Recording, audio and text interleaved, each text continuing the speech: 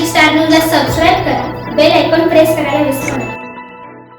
केंद्र सरकारने कृषी विधेयक जे 3 बिलं पास केली आहेत ते केंद्र सरकारने रद्द करावे यासाठी इगतपुरीमध्ये काँग्रेस पक्षाच्या वतीने एल्गार आंदोलन आणि शेतकरी बचाव रॅलीचे आयोजन करण्यात आले।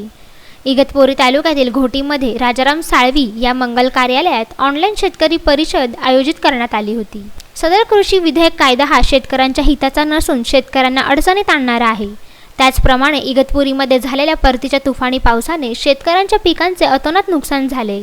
त्या पिकांचे त्वरित पंचनामे करावी अशी मागणी काँग्रेस जिल्हाध्यक्ष डॉक्टर तुषार शेवाळी यांनी केली आहे। केंद्र शासनाने शेतकऱ्यांच्या विरोधामध्ये जे 3 बिलं पास केले मागे ते कायदा तो अंमलात आणण्याच्या आधी काँग्रेसने आंदोलन सुरुवात केलेली आहे। तर हा जो कायदा आहे हा शेतकऱ्यांच्या हिताविरुद्धचा कायदा आहे। याच्यातले प्रामुख्याचे मुद्दे असे की ज्या ठिकाणी मार्केट कमिटी आहेत, कृषी उत्पन्न बाजार समिती आहेत, त्या कृषी उत्पन्न बाजार समितीचे अधिकार काढून घेतले जाते। ते अधिकार काढून खाजगी व्यापाऱ्यांना दिले जाते।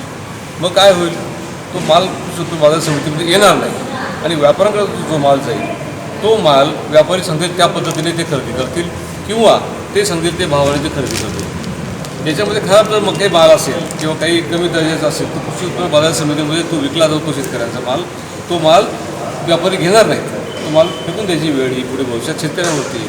त्याचबरोबर जो हमी भाव आहे तो हमी भावाचा जो मुद्दा आहे तो ह्या कायद्याने नष्ट होणार आहे। म्हणजे शेतकऱ्यांना पुढे भावाची गॅरंटी राहणार नाही, व्यापारी जो सांगेल तो भाव। आणि आपण जे म्हणतो आज की शेतकऱ्यांना ह्या कायद्यामुळे परवानगी मिळालेली आहे की भारतात कुठेही त्यांनी शेतमाल विकावा, परंतु तसं कायदा आता तसं नाही आहे। आता पण शेतकरी आपला माल कुठेही विकू शकतो, परंतु हा माल विकल्यानंतर जो व्यापारी त्यांचा माल घेईल त्या व्यापाऱ्यांचं त्यांना पैसे दिले नाहीत तर शेतकऱ्यांना त्या व्यापाऱ्याच्या विरुद्ध काही करता येणार नाही। त्याचबरोबर हा जो पाऊस झाला किंवा याच्याआधी जो पाऊस झाला आहे त्याच्यामध्ये इगतपुरी तालुका त्याच परिसरातील जे काही शेतकरी जनतेचं जे काही भाताच्या पिकाचं नुकसान झालेलं आहे त्या संदर्भामध्ये पंचनामे ठराव ठिकाणी न घेता सरसकट पंचनामे करून सरसकट त्यांना त्या ठिकाणी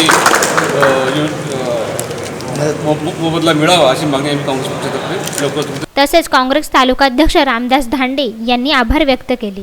या ऑनलाईन शेतकरी परिषदेत बाळासाहेब कुकडे, पांडुरंग शिंदे, बाळासाहेब वालझाडे, संतोष सोनवणे, पंकज माळी, कैलास घारे आदी पदाधिकारी आणि कार्यकर्ते उपस्थित होते। नाशिक स्टार न्यूजसाठी विशाल रोकडे, इगतपुरी।